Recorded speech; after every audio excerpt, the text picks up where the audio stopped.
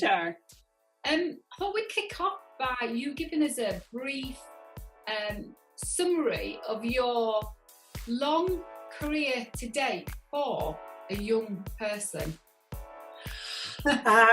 Well, like most young people, I suppose, I have ended up not doing what I thought I wanted to do. I thought I wanted to study international business with modern languages, but I basically just didn't get the grades. I didn't apply myself enough.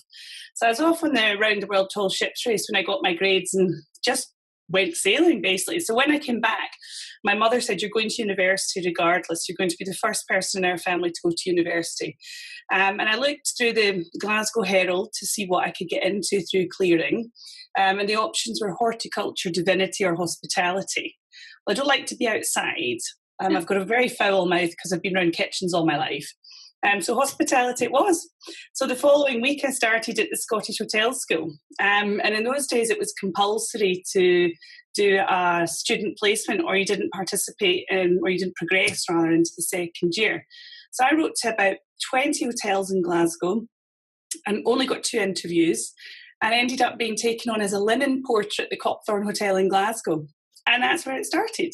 And that was in 1996. And I was very fortunate to meet a fantastic GM, Amanda Scott, as she was then, Amanda Hindman as she is now, who had trod a similar path and just sort of slightly took me under her wing and moved me around the hotel. So come Christmas time, I'd be working in banqueting. When I broke my foot, I was moved on to switchboard. When it got fixed, I became the weekend housekeeping supervisor because nobody in Glasgow likes to work weekends because they like to party a lot.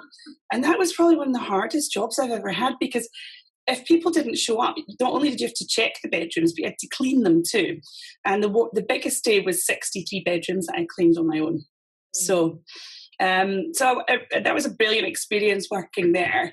And when Amanda came to London in 99, she called me at the end of that year and said, come and be my food and beverage director at the Millennium Knightsbridge Hotel.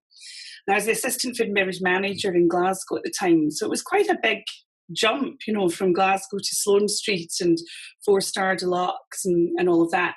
I said, I don't know how to be a food and beverage director. I'm not ready. And she said, oh, for goodness sake, you won't really be the food and beverage director. I will be the food and beverage director. You'll just do what I tell you and you'll wear what I tell you. Okay, that's fine. So I came to London. And again, she looked after me, took me under her wing. And when she moved over to the Bailey's Hotel, I went with her as operations manager. And at the same time, I volunteered to assist with the first ever Gordon Ramsay scholarship. I wanted to give something back and help young people. I was only about 24 at the time myself, thought I knew everything. And so I did that. And that's how I met Gordon Ramsay and his then business partner, Chris Hutchison.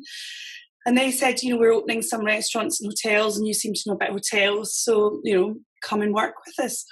And I did. That was at the end of 2001. And at the time, they only had 2 small restaurants in London. It was before Claridge's opened and 1 in Glasgow. And I just went there to sort of assist with whatever was needed. And over a period of time, I sort of became the global head of operations and travelled all over the world, opening hotels and restaurants for them, working with the most amazing hotel brands in the world, with private equity, on 4 different continents, different labour laws, licensing. Absolutely amazing experience, brilliant learning, really full on, but a lot of fun. And when I decided, that it was time for a change, I went off and joined a contract caterer as MD, which was a brilliant experience because it was very commercial. In Gordon Ramsay, you don't bid for business, people offer it to you. In the contract catering world, it's the absolute total opposite. So that was a great experience, but it wasn't the right environment for me. So I didn't stick with that for very long. And then I did what everybody does. We didn't know what to do, and I became a consultant. Mm-hmm. And I got a lovely sort of portfolio of clients, really nice jobs, from helping people with, setting up reservation systems, to putting in a bar and a theatre, to project managing some restaurant builds, just some really great stuff. And really sort of enjoyed that. And one of the things I did at the time was go to work for a former supplier of mine, Act Clean, just one day a week to help with business development, because this was pre the Olympics and hotels opening everywhere. And I just sort of know a lot of people because, you know, as you said, it starts a very long career. I've been around for a very long time now. And that sort of worked. And, you know, we're growing, getting business. I'm having a lot of lunch with people, and that's fantastic. And going to great parties and networking and helping the business grow. And somehow, sort of accidentally, over a period of time, that became a full-time thing. I never ever got a proper job ever again. And last year, the owner who I mentioned, who was a dear and is a dear friend of mine, and our CFO and myself, we did an MBO, and the other founding shareholders left, and now it's our thing, and we're private equity backed, and you know, into a whole different corporate world, which is also very interesting, and still going to lots of parties and lunches and, you know, having wine, which is nice. Hi, I'm Lisa. I hope you enjoyed the film. If you did, please like and share. And if you've got any comments or any questions, just leave them in the box below and I'll come back to you there. Also, the links to my website, Power for Success, are below as well. Have a little look around there. And I hope you enjoy the channel and have a really lovely day.